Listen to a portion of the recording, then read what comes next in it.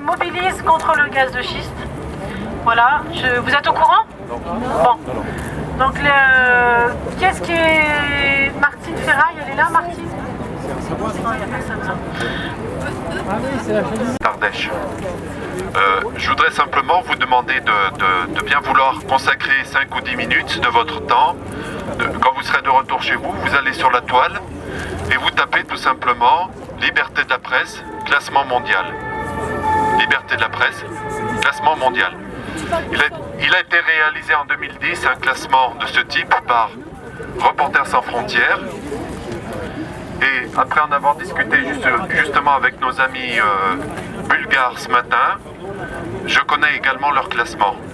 Alors il est assez édifiant, je rappelle ça a été fait en 2010, celui de 2011 n'est pas encore sorti. Pour donner un ordre d'idée, le Japon était classé 12e, je précise avant Fukushima, 12e, d'accord. La Corée du Sud, 42e, je vous laisse réfléchir 2 minutes. La France, 44e, si. La France, 44e, et le pays bulgare, 76e. Vous voyez dans l'échelonnement, en sachant que depuis 87, ce chiffre baisse d'année en année. Alors, on aura peut-être la surprise bientôt d'avoir la mise à jour de 2011. Moi, je ne l'ai pas encore vue, mais ça nous rend extrêmement prudents et extrêmement critiques vis-à-vis de ce que peuvent nous dire les médias. Excepté bien sûr Monsieur Kempf qui communique beaucoup dans le monde. Il y a le Canard enchaîné aussi qui communique sur le sujet. Mais il est vrai que les... On a nos amis Total qui sont venus. Qui Total. Non, je plaisante. Voilà, est-ce que vous le saviez? Non. C'est pas des autocollants pour mettre sur le... Voilà, je vous invite à regarder par vous-même. Merci. Ardèche. Je voudrais simplement vous demander de bien vouloir consacrer 5 ou 10 minutes de votre temps. Quand vous serez de retour chez vous, vous allez sur la toile et vous tapez tout simplement Liberté de la presse, classement mondial. Liberté de la presse, classement mondial. Il a été réalisé en 2010 un classement de ce type par Reporters sans frontières. Et après en avoir discuté justement avec nos amis bulgares ce matin, je connais également leur classement. Alors il est assez édifiant, je rappelle ça a été fait en 2010, celui de 2011 n'est pas encore sorti. Pour donner un ordre d'idée, le Japon était classé 12e, je précise avant Fukushima, 12e, d'accord. La Corée du Sud, 42e, je vous laisse réfléchir 2 minutes. La France, 44e, si. La France, 44e, et le pays bulgare, 76e. Vous voyez dans l'échelonnement, en sachant que depuis 87, ce chiffre baisse d'année en année. Alors, on aura peut-être la surprise bientôt d'avoir la mise à jour de 2011. Moi, je ne l'ai pas encore vue, mais ça nous rend extrêmement prudents et extrêmement critiques vis-à-vis de ce que peuvent nous dire les médias. Excepté bien sûr Monsieur Kempf qui communique beaucoup dans le monde. Il y a le Canard enchaîné aussi qui communique sur le sujet. Mais il est vrai que les... On a nos amis Total qui sont venus. Qui Total. Non, je plaisante. Voilà, est-ce que vous le saviez? Non. C'est pas des autocollants pour mettre sur le... Voilà, je vous invite à regarder par vous-même. Merci. C'est un peu compliqué pour la voir, on a trouvé un biais pour la voir. Là, elle est plastifiée, on l'a fait tout à l'heure, donc on peut éventuellement trouver 2 formules. Ceux qui souhaiteraient la voir plastifiée, je ne sais pas si elle se roule, et ceux qui souhaiteraient la voir simplement comme un format plan, voilà. Donc éventuellement, il faudrait que quelqu'un puisse se charger de prendre une feuille et puis vous notez vos coordonnées, je les prends. Et puis je m'engage à vous les faire parvenir, on verra comment... voilà. De la Seine-et-Marne. C'est une problématique un peu particulière qui est même très différente du reste parce que vous voyez toute cette région-là qui est très dense et qui est très importante du point de vue du pétrole. Alors là, c'est pas du gaz, c'est du pétrole. Et la problématique du pétrole est tout à fait différente parce que c'est une zone importante mais ça ne représentera jamais des quantités de production très importantes.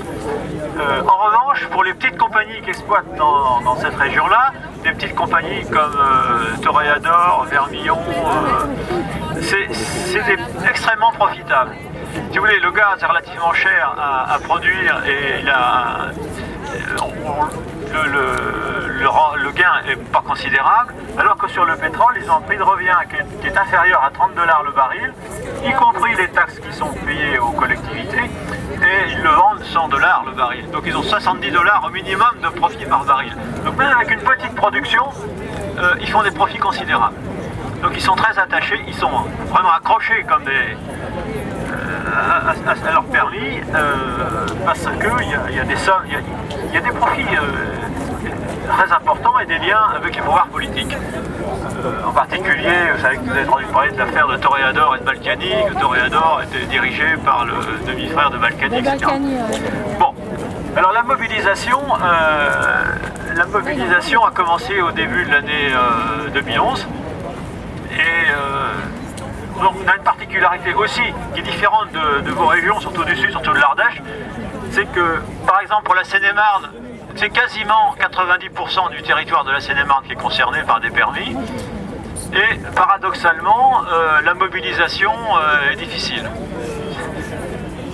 Donc on a toute la surface de la Seine-et-Marne est concernée et la mobilisation est faible. Alors il y a une raison à ça. Bon, d'abord peut-être que la mentalité parisiens qui passent beaucoup de temps dans les transports, etc., ont peut-être moins de temps pour se mobiliser. Et puis ils ont l'habitude de voir des forages. Parce que ça fait plus de 20 ans qu'on exploite du pétrole conventionnel, d'une manière...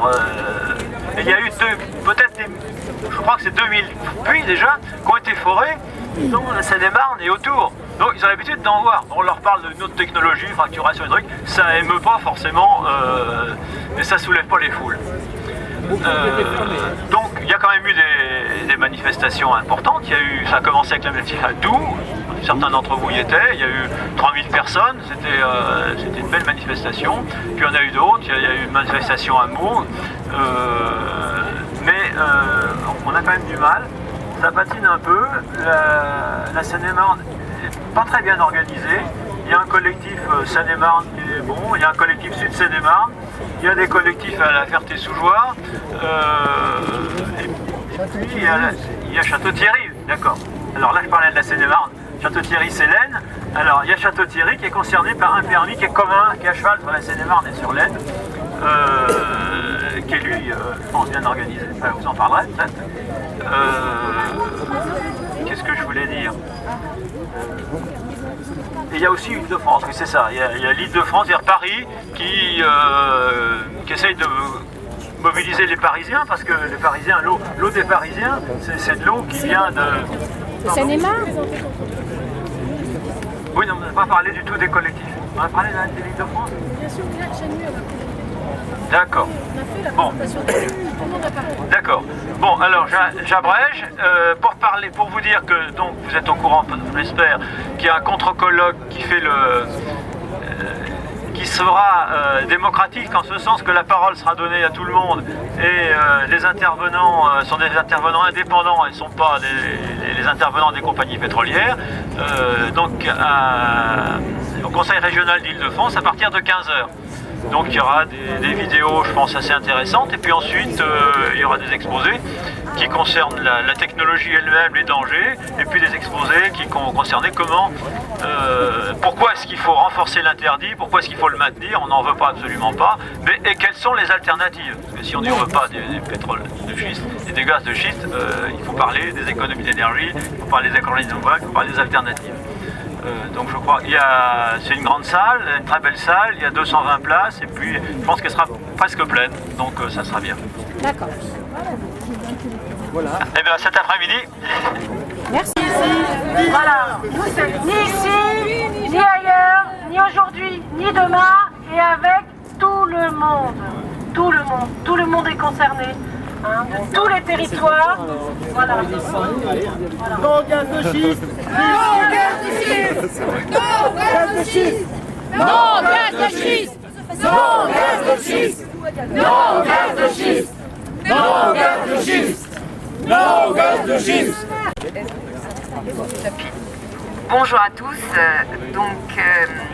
Je me présente, je m'appelle Roumiana, je suis journaliste franco-bulgare et aujourd'hui je suis particulièrement heureuse d'être là parce que là c'est une manif franco-bulgare et je vous avoue que pour mes compatriotes bulgares c'est extrêmement important parce que c'est un tout petit pays, c'est un 5e de la France. Il y a un petit peu plus de 7 millions d'habitants. Il y a une nature merveilleuse, mais qui risque d'être fortement endommagée par ce qui se passe. La lutte des Bulgares en ce moment, c'est un peu David contre Goliath, parce que j'entends dire ici qu'au moins quand il y a des prospections ou des projets d'exploitation de gaz de schiste en France, il y a des instructions préalables. En Bulgarie, ce sont les concessions directes. Non seulement ce sont les concessions directes, mais il y a une manipulation terrifiante de l'information, de la véritable propagande digne de la période totalitaire, qui tente à nier la réalité. Par exemple, on fait dire, y compris à l'AFP aujourd'hui, qu'il n'y a pas d'exploration en cours. Or, il y en a une, et certaines sociétés ont même fait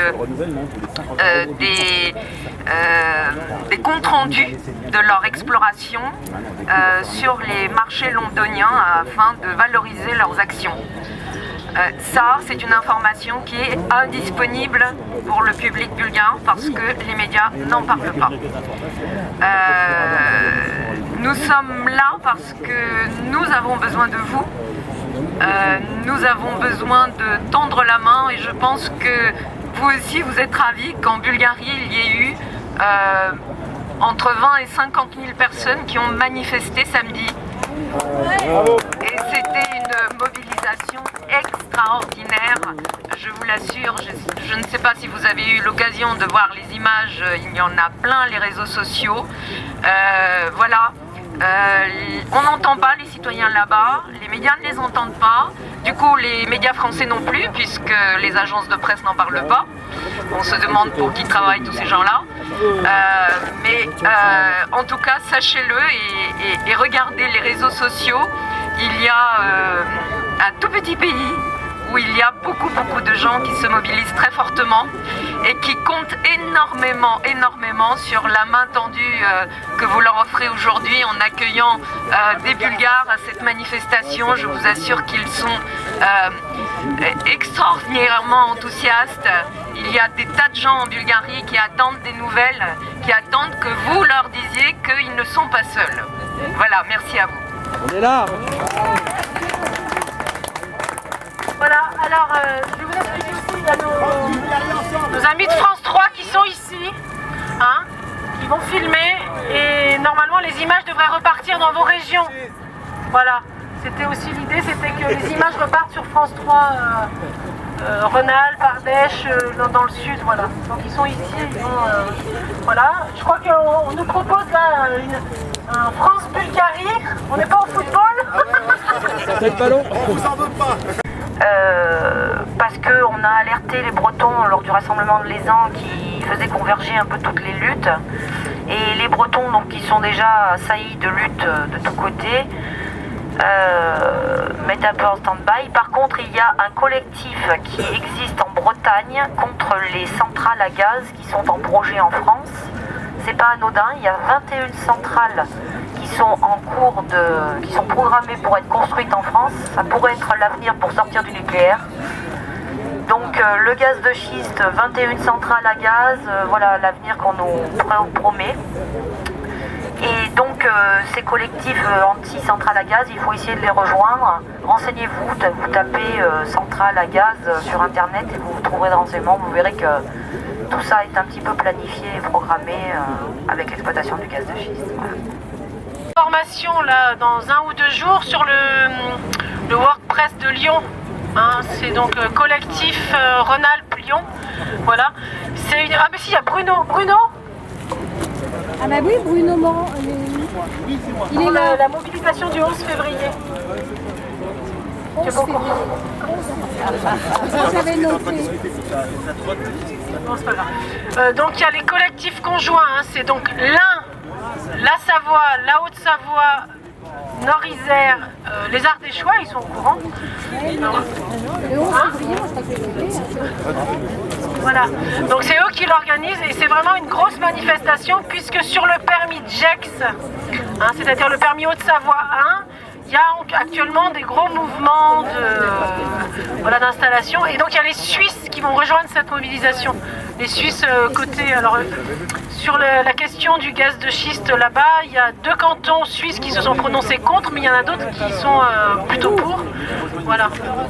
Voilà. Donc le 11 février, c'est une journée de mobilisation, je crois que c'est un dimanche. Et donc si vous pouviez éventuellement le prévoir déjà dans vos calendriers, c'est vraiment une très grosse manifestation. Ils souhaitent réunir plus de 8 départements sur cette question. Donc tous les permis, si la carte est où, voilà. En fait, la manifestation du 11 février, elle réunirait tous ces permis-là. Et ce serait où? Voilà, alors ils sont en train de... D'action a fait obligation aux communes signataires de la charte du Parc national des Cévennes de refuser à tout prix l'exploration des gaz de schiste sur son territoire. Voilà. Donc elle n'est pas encore signée cette charte, mais ça ne serait tardé. Et si on a ça, c'est vrai que c'est un petit quelque chose. Et je veux aussi rendre hommage à M. Kempf, qui quand même, s'il nous a fait un bel article dans Le Monde encore aujourd'hui, que je suis impatiente de voir, a été le déclencheur de la mobilisation en France, parce que dès le mois de mars 2010, au moment de l'attribution des 3 permis abrogés aujourd'hui, c'est lui qui a fait le premier article dans Le Monde concernant cette histoire. Voilà, merci. Oh. Mon premier mégaphone. Ça se fête. Donc moi je viens de l'Isère, donc je suis Bruno du collectif 38. Nous avons fait un petit peu comme tout le monde. On a applaudi très fortement au début la mobilisation d'Ardèche, puisqu'on pensait que ça se passait que là-bas. Donc on pouvait que apprécier. Et puis un jour, en communiquant, on s'est aperçu que nous aussi on était concernés et on n'y croyait pas. Donc du coup on a dit ça nous concerne aussi, on y va. Donc on a rejoint le mouvement. L'Isère a un petit peu de mal à se réveiller. On travaille en collaboration avec le 69, le 74 et le 01. Je peux vous assurer qu'au niveau mobilisation, on n'est pas en compète avec l'Ardèche, mais c'est en train d'exploser littéralement dans le 74. En très peu de temps, ils ont fait un nombre incroyable d'inscriptions et créé plusieurs collectifs. Dommage que Martine ne soit pas là parce qu'elle vous en parlerait. Donc je ne peux pas trop parler des autres, mais en tout cas, le 74 ça tourne. Le 01, il y a au jour d'aujourd'hui 2 collectifs qui se sont créés. Il faut savoir qu'en 01, il a failli y avoir une autorisation de signer à Lantenay. Lantenay où il y a déjà eu, dans les années 80, il y a eu une pollution de l'eau suite à donc, des forages conventionnels de pétrole. Et aujourd'hui, cette nappe phréatique n'est toujours pas utilisable, donc elle est foutue à jamais. Et ils ont été obligés d'aller chercher l'eau dans le village d'à côté. Donc à la limite, ce n'est même plus une histoire de conventionnel, non conventionnel. Le conventionnel pollue l'eau. On a des preuves en France, sur notre territoire. On a une très forte mobilisation qui démarre enfin en Isère, puisqu'un deuxième collectif a démarré au mois de décembre. Après 4 réunions, il y a plus de 200 personnes qui se sont inscrites dans ce collectif du côté de Saint-Georges-d'Espérange, la côte Saint-André. Donc voilà. Ce qu'on peut rajouter dans tout ce qui a été dit, c'est que pour obtenir les informations que tous les gens vous ont données ici, nous ont données, eh bien on est obligé la plupart du temps de saisir la CADA, ce qui est un scandale, puisque les documents de l'État sont des documents qui sont à disposition de tous. Et pour les avoir, eh ben, ils ne les donnent pas. Ils disent, oui, on est dans l'obligation de vous de les donner, eh ben, on ne va pas vous les donner quand même.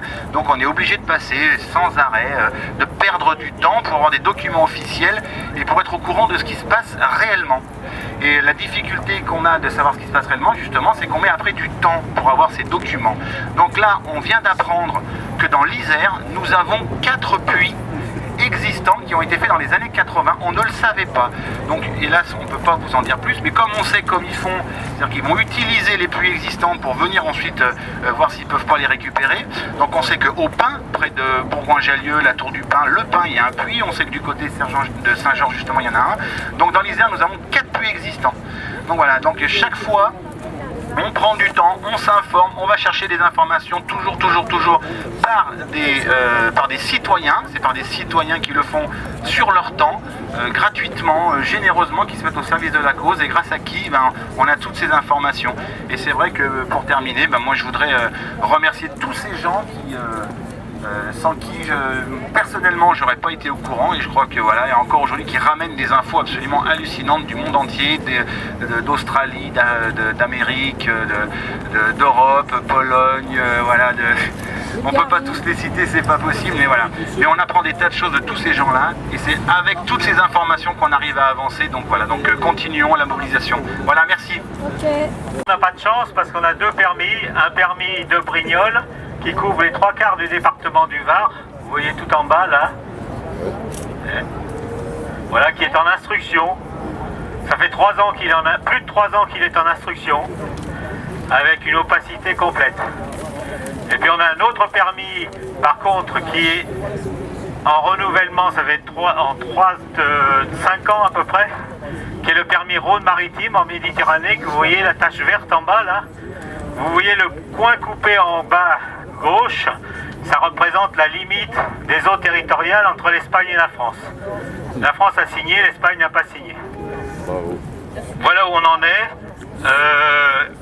Concours de circonstances, un article, une page dans le Monde d'aujourd'hui, qui est daté du mardi, donc il faut se dépêcher avant qu'il soit retiré, puisque le Monde paraît un journal du soir, donc à partir de 15h, il ne serait plus. C'est un article signé Hervé Kempf qui vous fait toute l'histoire de ce permis Rhône. Hein. Il est bien documenté, je vous conseille de le lire. Voilà.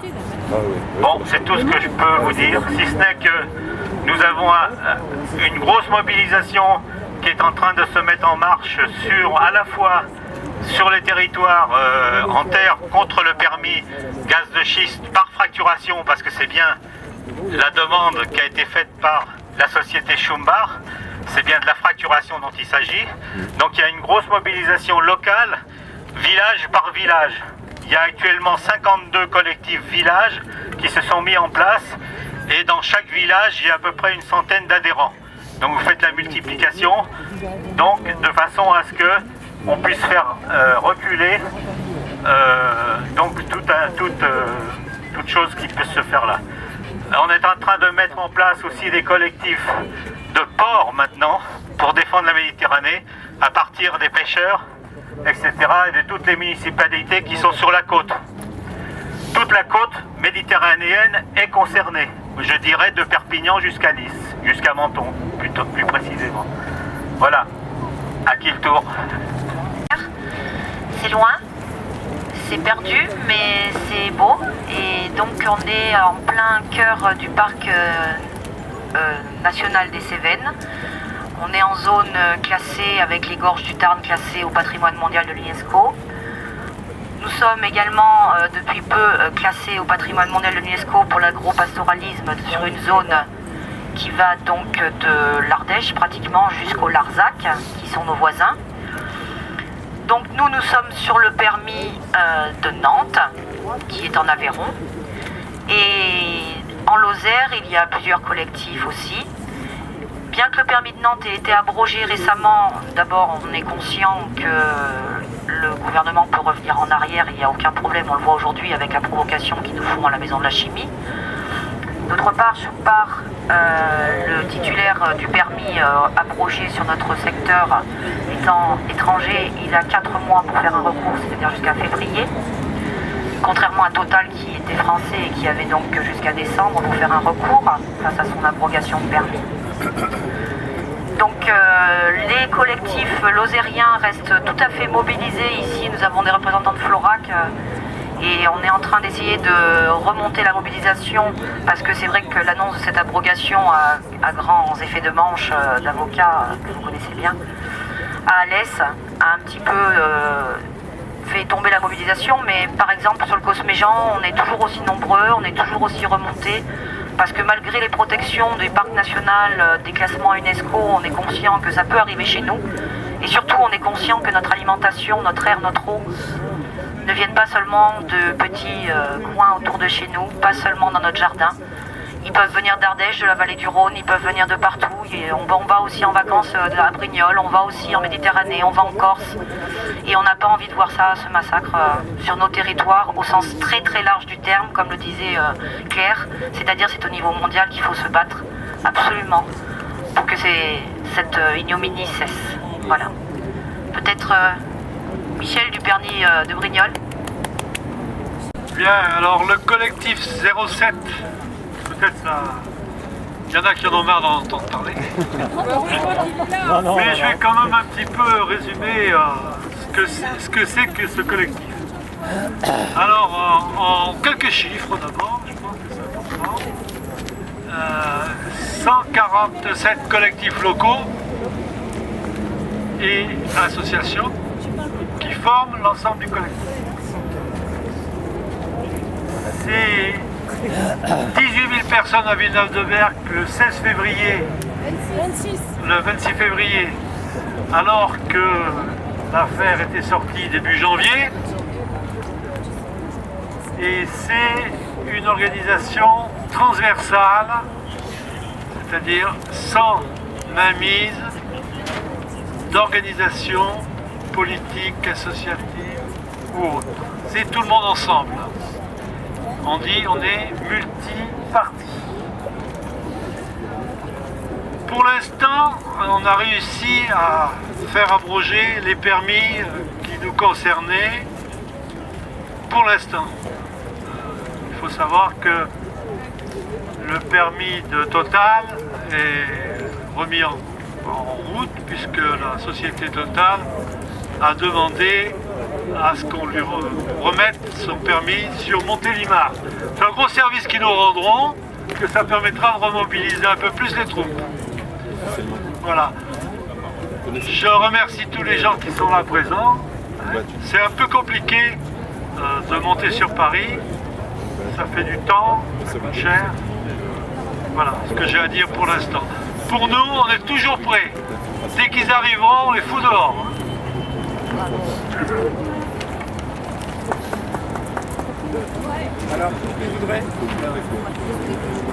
Alors, oui, vous m'entendez là.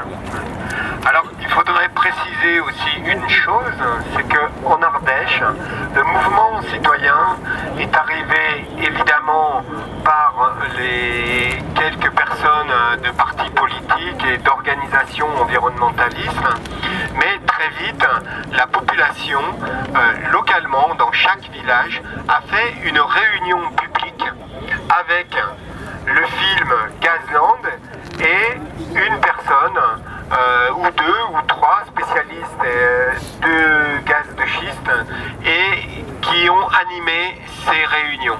Ces réunions, il y en a eu 130, plus de 130, et à chaque village, le film Gazland de Joss Fox était passé.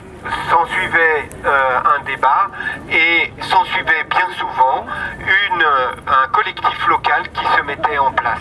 Ce collectif local envoyait 2 délégués au collectif 07 qui a permis ensuite donc de réunir, comme dit Michel, 130, 140 organisations ou collectifs ou comités. Cette organisation transversale aujourd'hui fonctionne avec des commissions, une réunion chaque mois et on se réunit à prendre les décisions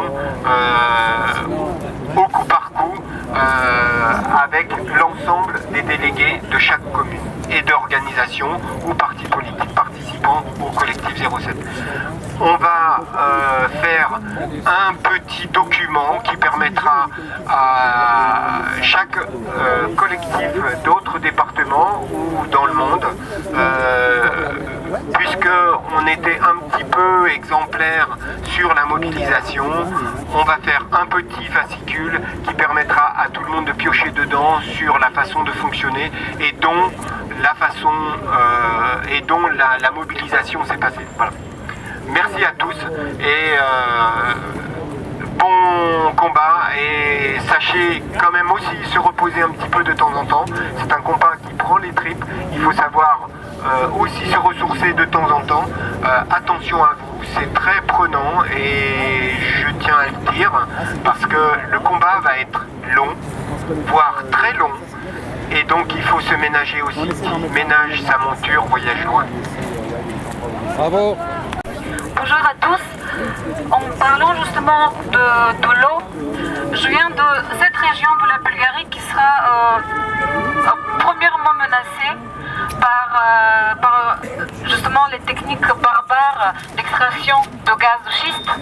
Et il faut savoir que, comme l'a dit Christo tout à l'heure, il s'agit du plus grand lac d'eau douce en Europe souterrain qui alimente directement une des plus grandes villes, la deuxième plus grande ville en Bulgarie, Varna, qui se trouve au bord de la mer Noire.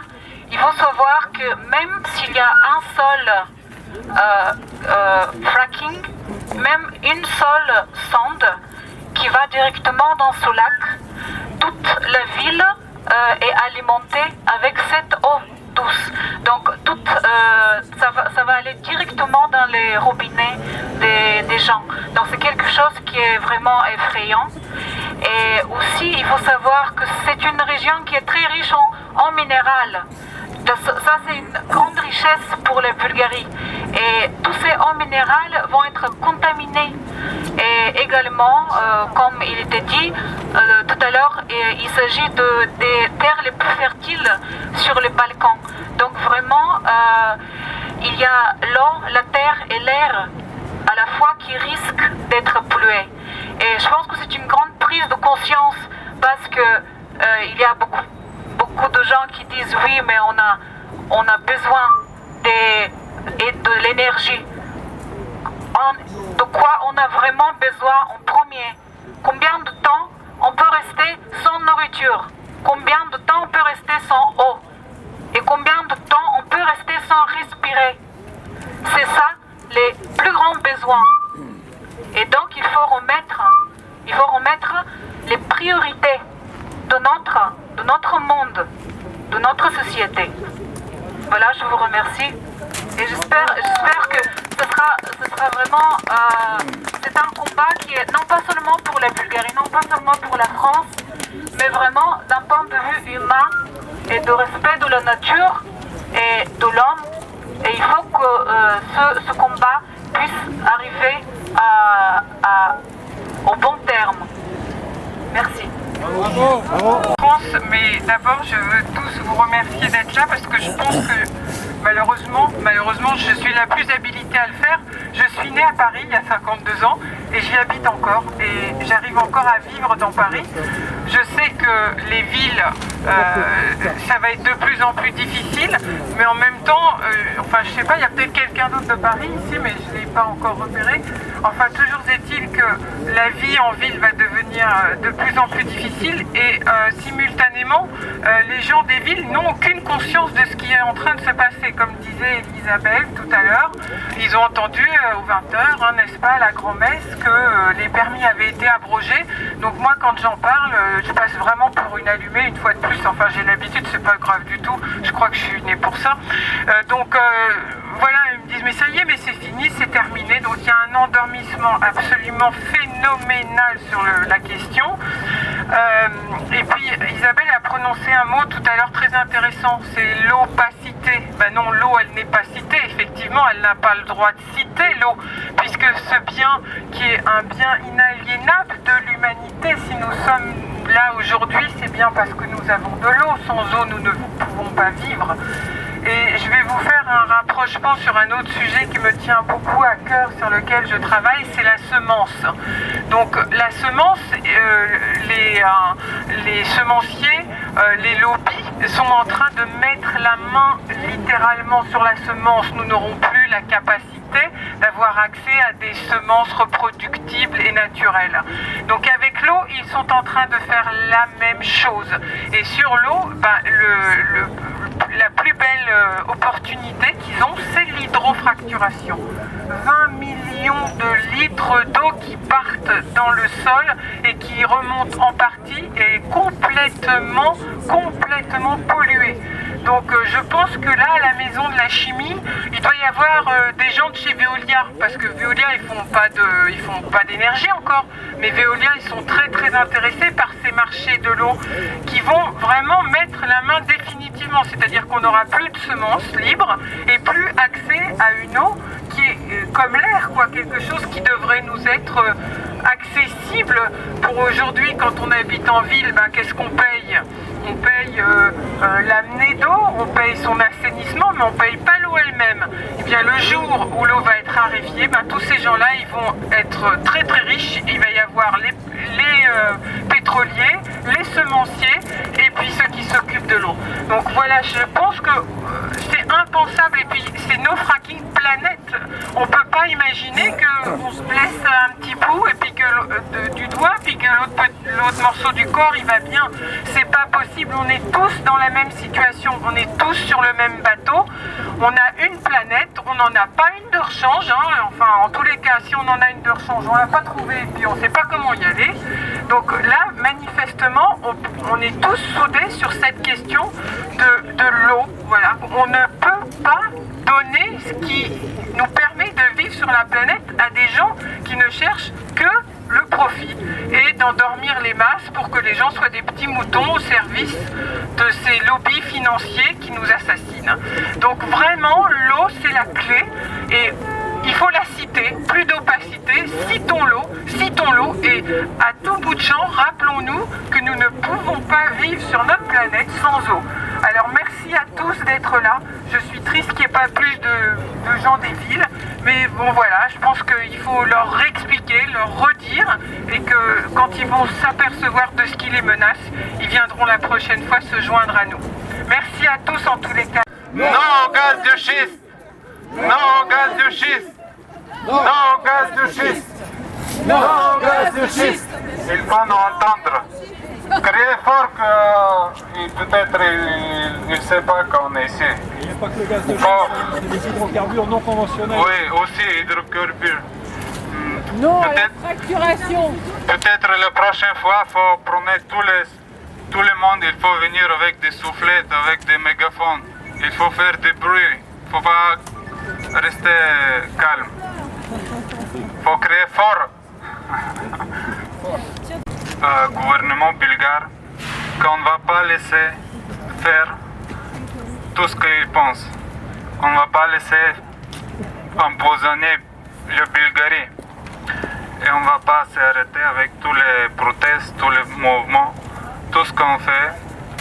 Et je suis content qu'on est ensemble, de se lutter ensemble contre tous les emplacements qu'ils voudraient faire avec notre terre. On ne va pas laisser les choses comme ils veulent.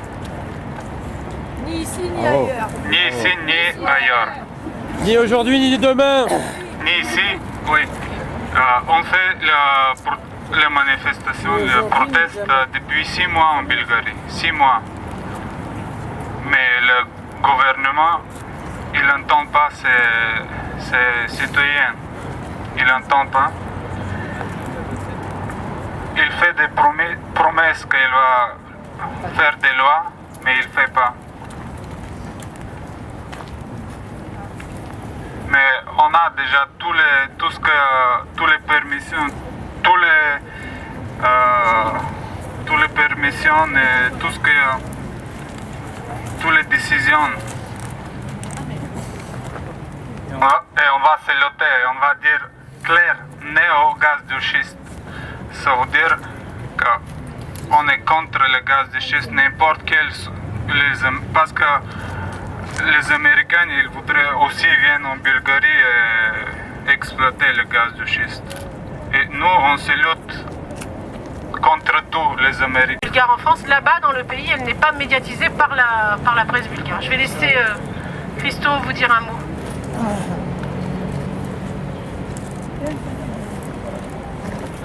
Grand salut à tous. Moi, je parle pas très bien, mais ça va. En Bulgarie, Mieux que nous le bulgare. ils voudraient empoisonner le Bulgarie aussi. Il a décidé à faire 28 000 pompes ici dans cette région. 28 000. 28 000. 28 000 sondes. Sondage. On a tous les papiers ici, toutes les permissions. C'est la région grenière de Bulgarie qui s'appelle Dobroudja. C'est au bord de Danube, entre Danube et la mer Noire, et c'est le grenier à blé de la Bulgarie. Alors, excuse-moi, je t'ai pas présenté parce que... Voilà, donc c'est le mari de Roumiana. Je vais avoir du mal à dire ton nom de famille. Tchekhov, mon nom est facile. Parce que Roumiana, elle a un nom un peu, voilà. Depuis peu de Qui temps, est journaliste également bulgare. Voilà. Donc si tu veux parler de ce qui se passe en Bulgarie, de votre situation, des permis, voir si ça fonctionne un peu comme nous avec des permis attribués, et puis l'attitude du gouvernement bulgare aussi. C'est que la Bulgarie fait partie de l'Europe depuis 2 ans. La Bulgarie fait partie de l'Europe depuis 2 ans. Mais le mur est tombé en 89. Et entre 89 et donc l'entrée de la Bulgarie en Europe, il y a eu une invasion américaine très poussée. Malheureusement, l'Europe était très timide par rapport à ce pays et d'autres pays d'Europe de l'Est. Il se trouve que je ne suis pas écologiste, mais grâce à des gens comme Christo et d'autres amis, j'ai pris connaissance à des chiffres hallucinants de ce qui se passe là-bas, sous le manteau, sans consultation aucune, sans référendum, sans rien. Subitement, on découvre que le gouvernement a signé des concessions à des firmes américaines, russes et autres. Je souligne russes aussi parce que actuellement le gouvernement se défend en disant c'est une propagande russe de Gazprom qui a équipé toutes les protestataires, n'est-ce pas? Ce qui est complètement faux car il y a des sondes qui sont de Gazprom aussi. Donc tout ça se découvre subitement et grâce à une mobilisation énorme dans le pays, je pense que le gouvernement fait semblant de reculer. Alors je pense que ce combat, il est combat des Français, des Bulgares et de tous les amis de la nature. Voilà.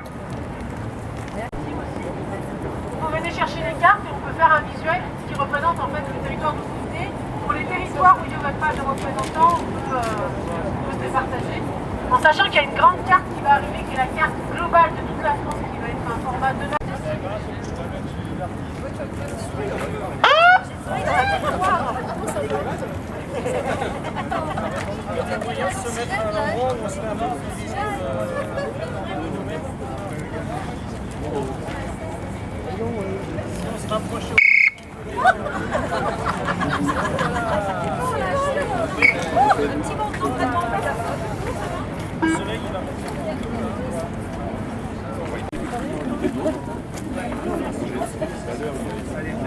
Hop,